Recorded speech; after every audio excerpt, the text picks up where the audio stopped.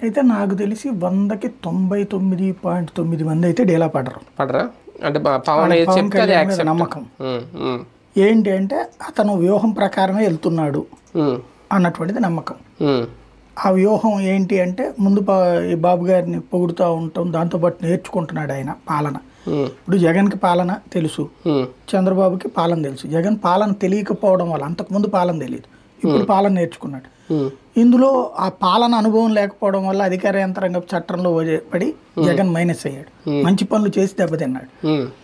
చంద్రబాబు నాయుడికి పాలన అనుభవం ఉంది కాబట్టి తప్పు చేస్తున్న ఒప్పని సమర్థించగలడు. దాన్ని ఎలాగ చెయ్యాలి, మీడియాని ఎలా మేనేజ్ చేయాలి, లేదంటే వ్యవస్థలను ఎలాగ వినియోగించాలి, ఇవన్నీ తెలుసు. అవి తెలియకుండా రంగంలోకి దిగిపోతే ఎదురు దెబ్బలు తింటాడని దానికి సాక్ష్యం జగన్మోహన్ రెడ్డి. కాబట్టి వాళ్ళతోనే వెళ్తున్నాడు, వాళ్ళతోనే తిరుగుతున్నాడు, వాళ్ళ పట్ల పాజిటివ్గా స్పందిస్తున్నాడు, నేర్చుకుంటున్నాడు.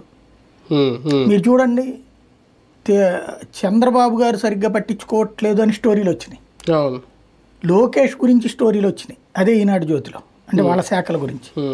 పవన్ కళ్యాణ్ గురించి ఒక నెగిటివ్ స్టోరీ రాశారా? పవన్ కళ్యాణ్ పెట్టిన షరతు అది, తద్వారా వ్యూహంలోనే ఉన్నాడు ఆయన.